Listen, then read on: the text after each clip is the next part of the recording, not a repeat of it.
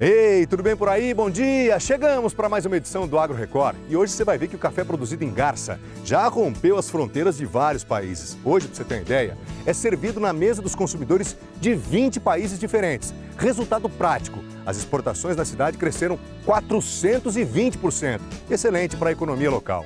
Você vai ver também que a produção de látex no Brasil tem tudo, absolutamente tudo para ser autossuficiente. No entanto, nós só estamos produzindo 10% do total consumido, ou seja, os outros 90% têm que ser importados. E sabe por que isso está acontecendo? Porque as condições de mercado, infelizmente, especialmente o preço, têm desanimado os produtores. Você vai ver também, vai conhecer, aliás, o trabalho espetacular de um produtor lá do Vale do Paraíba que consegue produzir 42 espécies de mudas diferentes em 30 hectares de terra. Sensacional!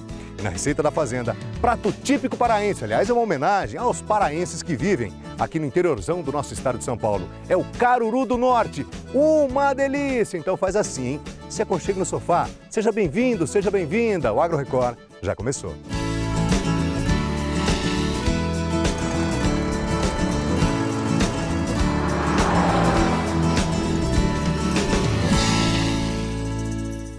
Matéria de capa do Agro Record de hoje fala sobre um tema que, de certa forma, é preocupante. Associações de produtores do segmento da produção de látex do nosso país, eles afirmam categoricamente que o Brasil tem tudo, absolutamente tudo para ser autossuficiente. No entanto, só produzimos hoje 10% de tudo aquilo que é consumido aqui, ou seja, os outros 90% são importados. E os produtores estão alegando o seguinte: as condições especialmente as de mercado, preço, etc., fazem com que não compense mais produzir o látex centrifugado, que é o de maior valor agregado, que gera renda e emprego também.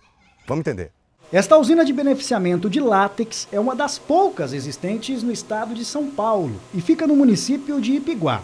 O local tem capacidade para processar 600 toneladas diárias, mas atualmente a produção é de apenas 80 toneladas por dia por falta de matéria-prima. Por que é mais difícil arrumar o produtor que faz o látex? Ele acha que tem mais trabalho, né? Que ele tem que voltar na tarefa da seringueira para recolher esse látex. Então é essa dificuldade que a gente tem no campo, né? E a gente não consegue realmente atingir a capacidade máxima da usina, devido à dificuldade que a gente tem de encontrar produtor, né? Hoje a indústria brasileira consome cerca de 20 toneladas de látex centrifugado por ano, mas o país produz apenas 10% disso. A associação que representa o setor diz que o país tem capacidade para ser autossuficiente, mas que o alto custo de produção no mercado interno tem desanimado o produtor, que prefere investir na extração do coágulo. Hoje, a produção de látex centrifugado ela é um pouco mais difícil aqui no nosso país, porque o nosso maior fator de custo de produção é a mão de obra. E para produzir o látex centrifugado é necessário maior emprego de mão de obra no campo. Isso aumenta o custo. Como não conseguem toda a matéria-prima necessária no Brasil, as indústrias que precisam usar o látex na confecção dos produtos pediram ao Ministério da Agricultura que reduza o imposto pago pelo látex importado. O órgão consultou a Associação Brasileira de Produtores e Beneficiadores de Borracha Natural, a Abrabor. A entidade disse que não concorda com o pedido.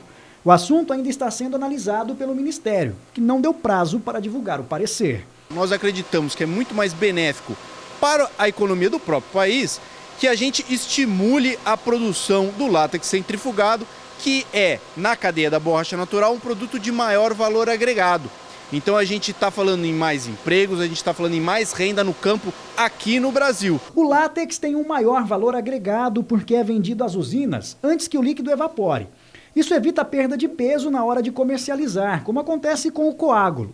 Embora seja mais lucrativa, a extração do látex exige mais mão de obra, já que o material precisa ser recolhido das canecas todos os dias. Cleiton trabalha em uma propriedade rural que possui 12 mil plantas distribuídas em 14 hectares. Apesar de ser experiente, esta é a primeira safra dele na extração do látex. Pelo jeito, a primeira de muitas que virão. No látex é um manejo diário, mas sem esforço físico, né? De fim de quinzena, não tem que coletar 3, 4 mil quilos. No fim da quinzena, um rendimento melhor, né? Onde a gente pode colocar aí uns 30%, 40% a mais de rendimento no látex, né? Não tem perca de líquido, né? Não tem perca na produção, né? Praticamente é vendido a produção toda, né? O que faz com que o produtor acabe optando mais pelo coágulo é, de certa forma, o custo de produção e o custo de mão de obra. Agora, obviamente, a carga tributária seria uma forma do governo ajudar. É importante para o governo que ele ajude desonerando essa cadeia para que a gente possa colocar esse produto que tem uma melhor qualidade em pé de igualdade de competição no mercado com o produto que vem lá de fora. Nós já mostramos amplamente, inclusive aqui no Agro Record, que o café produzido em Garça é famoso, conhecido, já rompeu fronteiras de muitos países do mundo. E isso traz um reflexo muito interessante. As exportações ali na cidade cresceram mais de 400%. Muito disso se deve às exportações do café produzido lá, que, repito, vai parar nas mesas de consumidores de mais de 20 países. Vamos ver. 80% do café produzido nesta propriedade em Garça, no centro-oeste paulista, é destinado ao mercado externo. O produtor conta que a qualidade dos grãos tem agradado até os paladares mais exigentes, como dos noruegueses. Por isso, a procura pelo cafezinho da região é cada vez maior fora do país. Os cafés da nossa região, eles são cafés com bebidas de alta qualidade e eles agradam a maior parte dos mercados consumidores no mundo.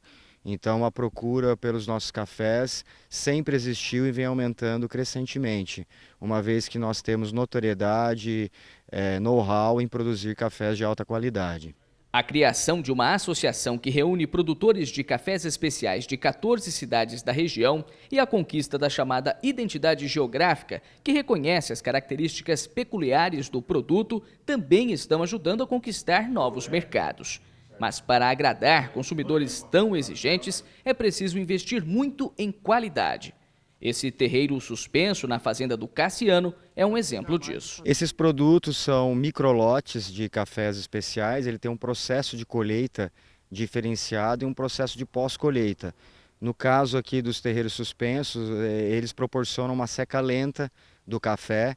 Então é um café que não tem contato com o chão desde a colheita e no pós-colheita, e ele proporciona bebidas mais doces, bebidas que agradam os mercados mais exigentes, né?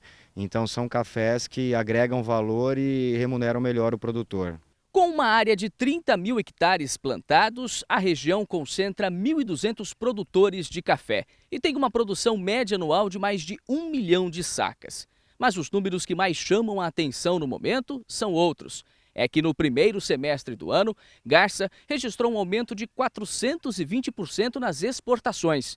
E mais de 80% desse cenário se deve ao café produzido na região. Os dados do Ministério da Economia, Indústria, Comércio Exterior e Serviços mostram que de janeiro a junho deste ano, Garça exportou o equivalente a 26 milhões de dólares em produtos. No mesmo período do ano passado, foram pouco mais de 5 milhões. 83% das exportações realizadas no período foram de café, 13% de máquinas e 4% de outros produtos. Garça, que foi fundada através da cafeicultura, hoje coloca o café dela, que tem qualidade, como uma novidade no mercado exterior. O café de Garça, através do trabalho que vem sendo desenvolvido pela Prefeitura em parceria com a Associação dos Produtores de Cafés Especiais, na busca da indicação geográfica do café, valoriza o nosso café, coloca o nosso café como um café de qualidade que antes era vendido para outros municípios e misturado com outros produtores e não era reconhecido, né, como café de Garça. Hoje a gente passou a exportar o café aqui diretamente do município, fazendo com que esse número das exportações tivesse aumentado. Corretor de café há mais de 30 anos, Luiz acompanha com muito otimismo a evolução das exportações em Garça. Segundo ele, atualmente compradores internacionais procuram justamente as características encontradas no que vem sendo produzido somente aqui na região. Hoje nós exportamos para Estados Unidos, Itália, Alemanha, Noruega, Espanha e alguns outros países. São 20 países ao todo e já chegamos a 185 mil sacas nesses 6 primeiros meses. O café nosso é um café diferenciado, porque ele é bem encorpado, achocolatado, com uma acidez média e uma doçura equilibrada, certo? Isso aí busca novas origens, porque o mundo já está com as prateleiras muito cheias de café da Mogiana e de Minas, e buscam novas origens. E essa nova origem, hoje, é o café da nossa região. E olha que diante desse potencial, isso é só o começo. Pra você ter uma ideia, nós exportamos 185 mil sacas e a somatória desses 14 municípios chega a 1 milhão de sacas. Então, a possibilidade de nós ganharmos mais mercado é muito grande, desde que o produtor continue fazendo o dever de casa e melhorando a qualidade para que a gente possa representá-los mundo afora. Com o aumento das exportações, aumenta-se a produção nas empresas e isso, consequentemente, gera mais emprego, mais postos de trabalho e também mais renda para toda a população de Garça. Primeira parada do Agro Record, já depois do intervalo tem as cotações da semana e você vai conhecer um trabalho muito interessante. Trabalho esse de um produtor lá do Vale do Paraíba que consegue cultivar em 30 hectares de terra 42 espécies de mudas diferentes. Mas aguenta a mão aí, depois do intervalo, um instante só.